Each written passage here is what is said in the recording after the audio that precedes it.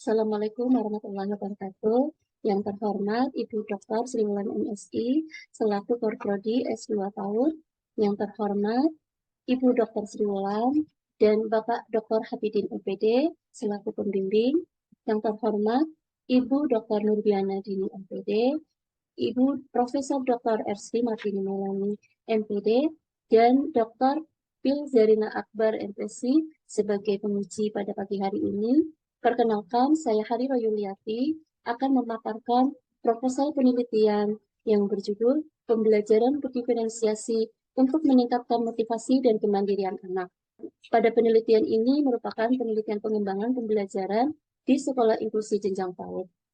Penelitian ini dilatar belakangi oleh pemikiran dari Ki Hajar Dewantara dan Montessori yang menjelaskan bahwa peran guru sangat berpengaruh dalam pengembangan potensi yang dimiliki oleh anak akan berkembang secara optimal apabila strategi pembelajarannya sesuai dengan minat dan kebutuhan anak. Selanjutnya terdapat Peraturan Pemerintah Nomor 13 Tahun 2020 tentang akomodasi yang layak untuk anak berkebutuhan khusus, di mana dijamin kesetaraan hak bagi anak berkebutuhan khusus dalam mendapatkan layanan pendidikan. Kemudian, pentingnya strategi pembelajaran yang tepat dalam mengoptimalkan pertumbuhan dan perkembangan setiap anak, termasuk salah satunya adalah motivasi belajar dan kemandirian anak.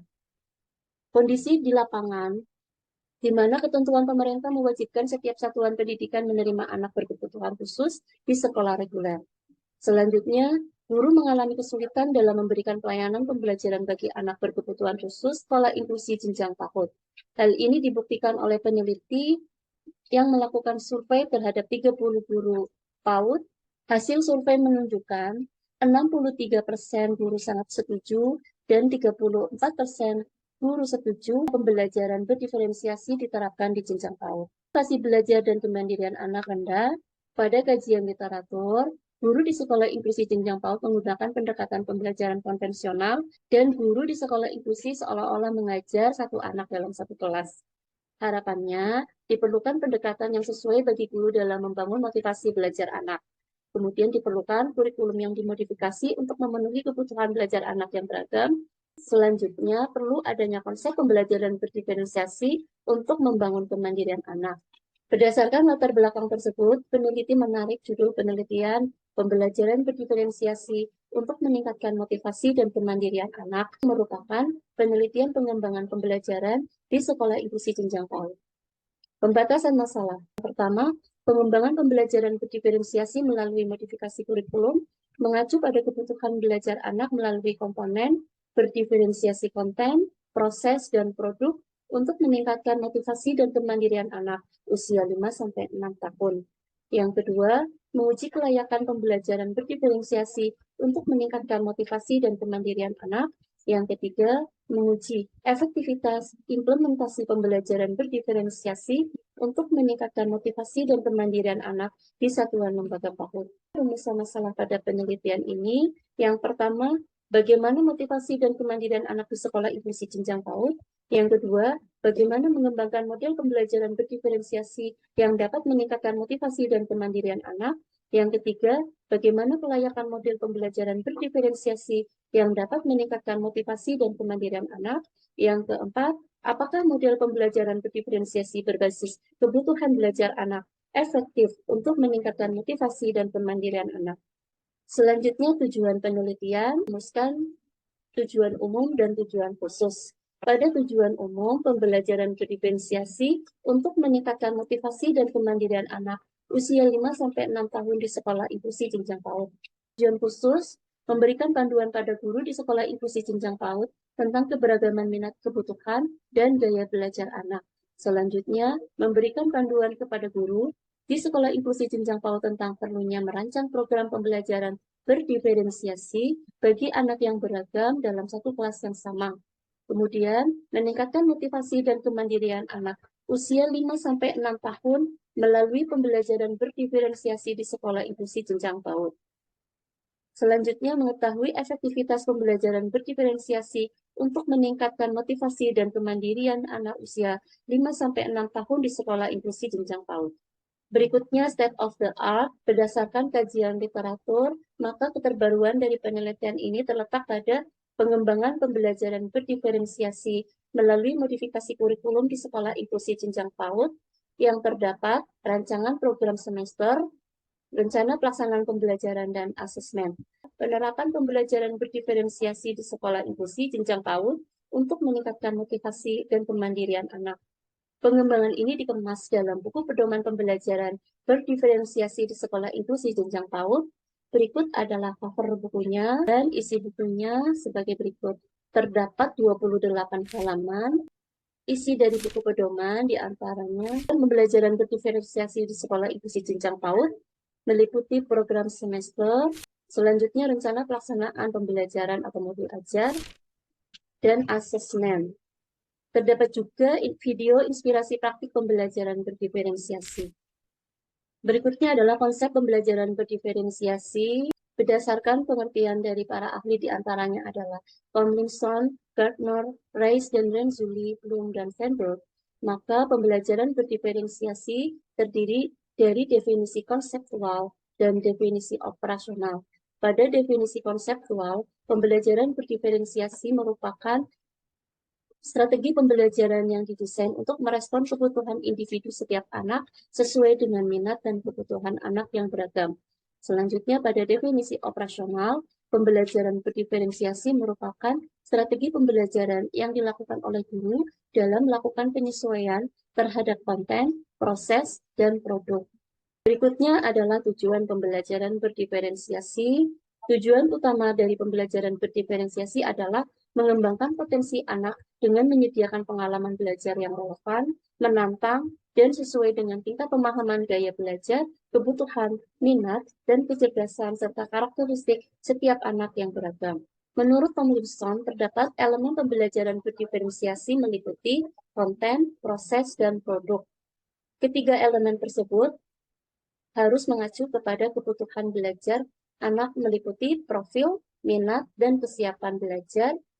Berikutnya langkah-langkah pembelajaran berdiferensiasi dalam kurikulum Merdeka terdapat 3 langkah, meliputi yang pertama, melakukan pemetaan kebutuhan belajar anak, yang kedua, melaksanakan pembelajaran berdiferensiasi, yang ketiga, asesmen refleksi tindak lanjut. Berikutnya adalah hakikat motivasi. Berdasarkan pengertian menurut para ahli, maka motivasi dapat didefinisikan sebagai dorongan untuk memenuhi kebutuhan dasar dan mencapai tujuan yang diinginkan. Selanjutnya adalah karakteristik motivasi. Pada penelitian ini, peneliti fokus karakteristik motivasi anak usia 5-6 tahun yang meliputi minat dan antusias untuk mengikuti kegiatan pembelajaran, kemudian fokus dalam menyelesaikan tugas dalam jangka waktu tertentu, kemudian anak senang menerima tugas dan bangga terhadap hasil belajar yang telah dilakukan. Berikutnya adalah hakikat kemandirian.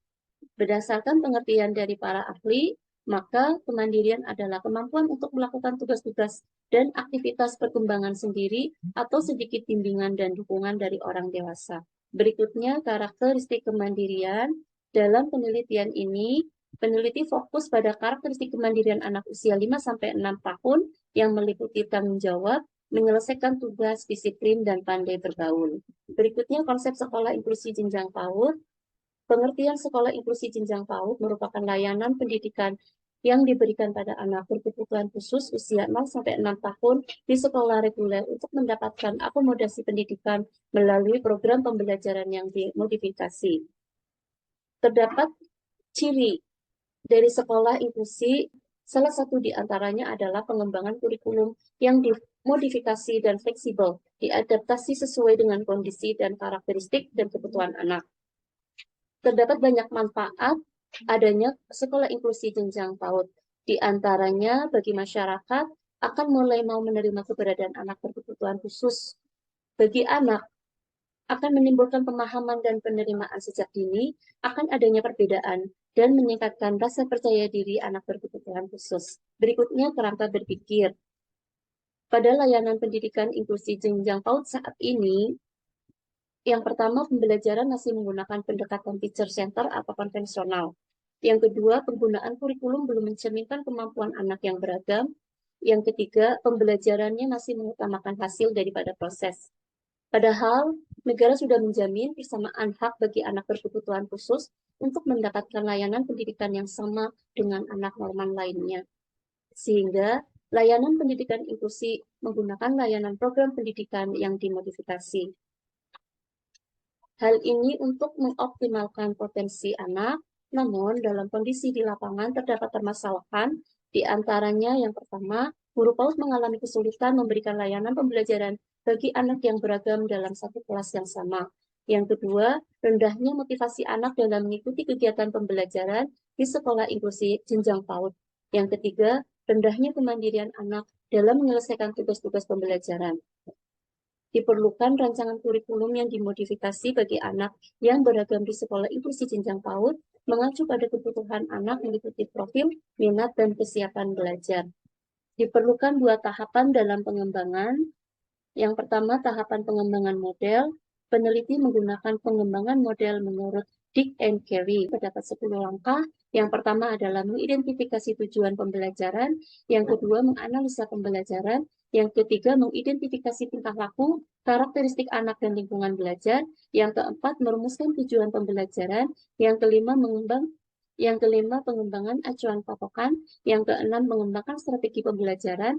Yang ketujuh, mengembangkan materi bahan ajar.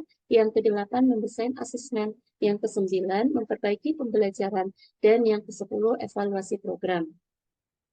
Berikutnya dilakukan tahapan pengembangan melalui alur pengembangan pembelajaran berdiferensiasi. Terdapat 4 langkah yang meliputi: pertama, merancang kurikulum berdiferensiasi. Yang kedua, validasi rancangan kurikulum berdiferensiasi. Yang ketiga, perbaikan rancangan kurikulum berdiferensiasi. Dan yang keempat, implementasi pembelajaran berdiferensiasi di sekolah inklusi jenjang PAUD. Pengembangan ini merupakan pengembangan pembelajaran berdiferensiasi melalui modifikasi kurikulum untuk meningkatkan motivasi dan kemandirian anak, terdiri dari program semester, rencana pelaksanaan, dan asesmen. Berikutnya adalah metodologi penelitian. Dalam penelitian ini, jenis penelitian adalah research and development. Waktu penelitiannya akan dilaksanakan pada bulan April sampai Juni tahun 2024. Tempat penelitiannya adalah di TK dengan inisial A, Kecamatan Pulau Gadung, Jakarta Timur. Prosedur penelitian dengan pengembangan model Dick and Carey. Kemudian sumber data terdiri dari 2, yaitu data primer dan data sekunder. Pada data primer, yaitu anak kelompok B usia 5-6 tahun dan guru kelas kelompok B. Pada data sekunder, yaitu sumber data dari selain peneliti meliputi validator dan kepala sekolah. Berikutnya jenis dan teknik pengumpulan data. Pada data kualitatif berupa hasil wawancara, saran, dan komentar yang dianalisis untuk mendukung pengembangan pembelajaran berdiferensiasi. Pada data kuantitatif, data berupa angka dari hasil instrumen observasi p-test dan post-test untuk dilakukan uji efektivitas dengan rumus T sama dengan MD per akar sigma SD kuadrat dibagi N dalam kurung N-1, di mana T merupakan uji efektivitas, MD merupakan rata gen, kemudian SD merupakan deviasi skor terhadap rata, N merupakan sampel. Selanjutnya, hasil dari uji efektivitas akan diinterpretasi ke dalam prosentase dengan rumus P sama dengan S per N kali 100%, di mana P persentase keberhasilan, S merupakan jumlah perolehan nilai, N merupakan jumlah nilai maksimal. Langkah-langkah penelitian, teknik pengumpulan data, terdiri dari observasi, wawancara, survei, dan dokumentasi. Langkah-langkah penelitian yang pertama adalah analisis kebutuhan, sumber datanya dari guru dan anak, instrumennya adalah wawancara. Selanjutnya, validasi pakar, sumber datanya dari ahli materi, ahli media, dan praktisi PAUD. Kemudian instrumennya adalah survei. Berikutnya uji coba, sumber datanya dari one-to-one atau perorangan, kemudian uji kelompok kecil, dan uji lapangan. Instrumennya adalah wawancara, observasi, dan dokumentasi. Demikian paparan proposal penelitian yang berjudul Pembelajaran berdiferensiasi untuk meningkatkan motivasi dan kemandirian anak. Mohon masukan, arahan, dan bimbingannya. Mohon maaf atas segala kekurangan. Terima kasih. Wassalamualaikum warahmatullahi wabarakatuh.